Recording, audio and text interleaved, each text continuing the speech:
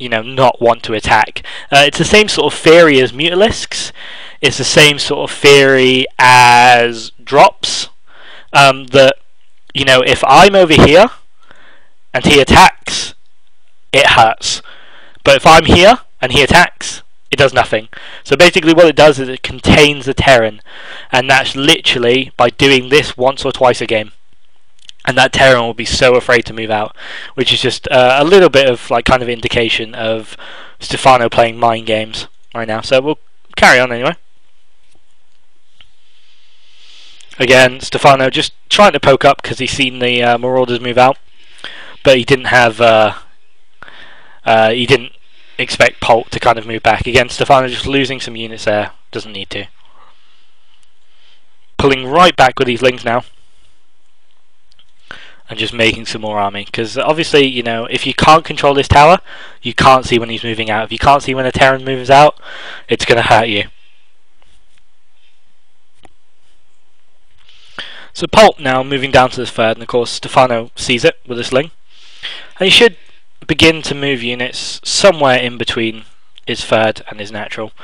So obviously Stephano's sporting rather for the natural than the third. And a lot of these lings are still 0-0. But he should have enough to surround this ball now. And Stephano decimates that attack. Absolutely crushes it. So that's just such good news for Stephano. He can now feel really, really safe. If I was Stephano right now, after crushing this attack, I would position my army right here. I'd probably break down these rocks as well, take control of these two towers, and expand.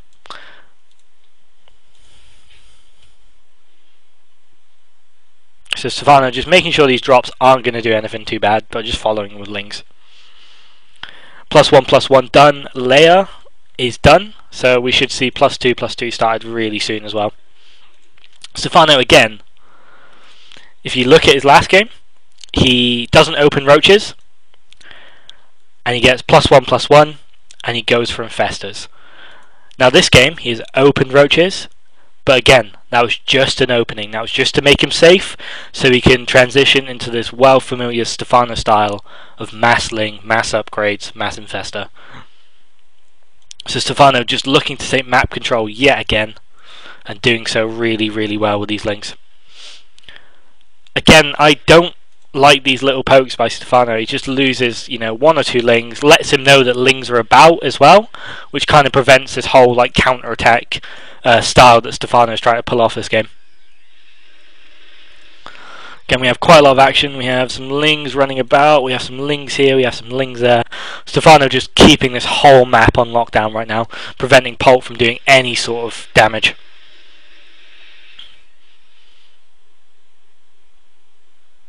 Now, because Stephano had complete map control, again, he expands here. I think Stephano's style of attack, poke, control, expand is what every Zerg should be looking to imitate right now.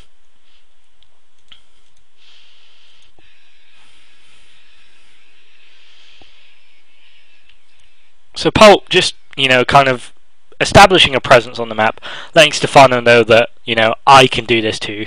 Stephano, you don't have all the cards, kind of thing.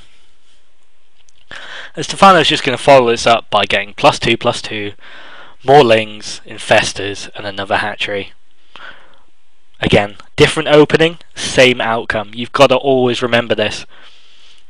It doesn't matter what you open to be safe, as long as you transition into the style you want by the end of it. Stephano now moving around with a massive ball of lings. This is 108 Zerglings right now. And what's he doing? Right, it's easy to look at this and go, okay, Stephano's got a big army. That means he can move about. Yeah? That's fairly common knowledge. If you've got a big army, you can probably just move about the map and kill shit. But what is Stephano doing behind it? That's the problem. Stephano's actually droning behind it. So he feels safe. These lings are going to watch this expansion. They're going to watch this expansion. these lings are going to prevent Polt coming from here. It's going to prevent Polt dropping. It's going to prevent Polt from moving in. So what does Stephano do? He drones, basically. Like, if he's got complete map control, he can defend this expansion. He can defend this expansion. Why not drone? His army is big enough to handle anything Polt can throw at him in the middle of the map. It's big enough to defend expansions. So why not drone? I mean, I see a lot of Zergs basically go, okay, I've got a big army right now. I need a bigger army. And they'll start pumping units, they'll start pumping roaches, they'll start pumping infestors, they'll start basically making any unit they can to get up to that 200 supply and then go attack. But Stephano, no. He makes sure he's fully defense, he's got a full defense, he's got enough expansions, and then he just drones behind it. So we'll crack on again. These lings, again, just looking for a fourth, just to see what Polt's up to. I mean, this is very, very standard. Polt just almost psychic with these Marines. Just knows exactly where Stephano's going to be and what he's going to do. Stephano noticing that there's only about 8 Marines there, and he goes for a kill. He sees a tank and he pulls back. That's very smart by Stephano there. So Stephano just waiting for his 2-2 upgrades, getting that insanely fast hive again, and also getting pathogen glands. Now, if you notice, Stephano opened roaches this game, but if you look at the 16-minute mark of the last game, his infrastructure is exactly the same. The opening didn't matter. The opening was just safety to get him to this point. If you think about like a game of Starcraft as a straight line, you want to go from A to B, right? That's your ideal game of Starcraft, from A to B. Now, of course, when you're playing Starcraft, you've got a human element. You can't go from A to B because as you're traveling, they kind of knock you off this path. Now, Stephano has been knocked off this path like 3 or 4 times this game, but he still managed to achieve that A to B goal of upgrades, infestor, hive tech fairly early for these, free upgrades, and also a lot of expansions, well defended, and a lot of drones. So again, obstacles, not brick walls. Just remember that when you're playing. So we see Stephano just hanging out with a bunch of lings because, why not? If he moves out, these lings kill him. End of story, really. And he's got the resources and he's got the unit count to do it. I wouldn't recommend having your whole army here, just simply because if he drops, it's going to do a lot of damage. If he just moves out and kills you, it's going to, really hurt. So Stephano doing that little hit squad of lings here, that little hit squad of lings here. Again, he should probably have some spine crawlers or some sort of defense here. As you can see, building 2 spine crawlers as I say that, brilliant. Almost like we're psychic, eh? And Polt just moving in with a small group of Marines, but again, how much damage would this do to you? Now, looking at this game, if you're probably below Masters, this hurts, okay? This kills your Queen and a bunch of drones. I can bet absolutely every pound in my bank account right now, if you're below Masters, this hurts. And seeing this is really silly, in my opinion. How can this do damage? Okay? But to Stephano, it just doesn't. So we'll carry on. Again, forcing Polt away, just with this small group of lings. Of course, Stephano just showing a bit too much. He really didn't need to show all those lings or bring these lings back either. That's just a little bit of overkill there, I believe.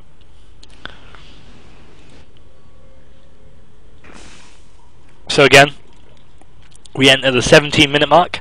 What does Stephano have? Well, he has free literally about to be upgraded.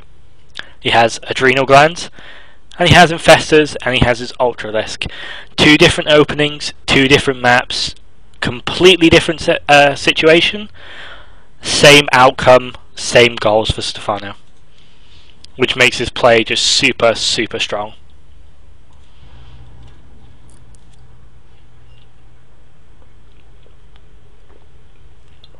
So Stephano just moving around with a lot of lings. Again, Park the Ling here, Overlord here, he feels completely safe. So Stephano can just pick off little bits of units like that, he feels good. Killing rocks. And he sees that Polt's army is kind of moving out. He also scouts a drop here. How does he react? Oh look, he's got 50 Lings just ready to move in. He's got Lings burrowed there, you know, ready for this army to move out. He's handling these drops with pure Ling. Brilliant. He unburrows the Lings and just goes for it. Unfortunately, Polt just has a little bit too much behind. But he managed to snipe a tank and maybe even kill a supply depot.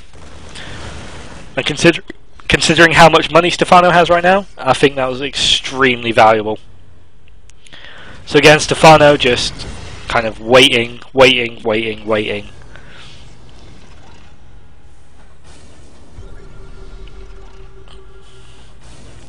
Right. It's very easy for a Zerg player to look at this, see this, and see this. Basically, a Zerg player would look at this right now and go, oh my god, he's going to kill a base. What do I do? Most Zergs will go box their units and A move straight at this, and they will die. Stephano, very smartly, units here, and units flanking. That's very important when you're going the mass kind of Zergling style that Stephano does, is flanks. Flanks make your units so much more effective. If you're just attacking from one angle, these Zerglings get compressed, and compressed Zerglings die very, very quickly to tanks. So we'll carry on and just see how this engagement goes for Stephano. So a group of Lings come around here, group of Lings waiting here, group of Lings waiting here. Lings moving in now, sniping some of that. Lings moving in here, Lings moving down here. Tanks basically are, you know, so much less cost effective when they're being surrounded. Unfortunately, that was a lot of stuff, and he didn't have Infesta or Ultralist support right now. So Stephano again, just fungling, you know, not engaging directly, just picking off chunks. Now, most people will basically A move into this army, and when they lose everything, they'll kind of rally like here, and then just wait until they've got as much stuff as they can and just A move again, and the result will be exactly the same both times. The Terran will win. Stephano opts to surround and flank, reducing the army as much as physically possible, and then uses these infestors to just pick off little chunks. And this is the way Stephano kind of wins his battles. He rarely wins a direct engagement, because obviously, you know, Ling Infesta can only really win if you catch the Terran army unsieged or, you know, not really prepared. If they are prepared, they're sieged up, they've got a good split going on, you need to pick off chunks. Like, literally, like a chunk here, a chunk there, reduce the army right down to nothing. So Stephano just literally takes a chunk, and then backs off and then reinforces. You'll see this basically in every engagement Stephano does, if he thinks he can't just directly engage and win. So you see now just a little infestor trick. But what's this designed for? Designed to soak shots and just pick off a chunk. So again, picks off a chunk of army, and he should just back up now. Should just back up. There we go. Picks off a little chunk, backs up, then reinforces. Now, most Zergs will really, really panic when they see this sort of thing. They will make as many units as possible. They will just do anything they can to kill this. And what does Stephano do? Well, he picks off chunks, he reinforces, but he also expands. That's a really, really key feature of Stephano's play, is he can attack, he can defend, and he can expand while doing it as well. Just truly, truly great Zerg play here. So we'll carry on until the end of this game now. Again, Stephano just trying to pick off a chunk of army, pick off a chunk, and then just back up.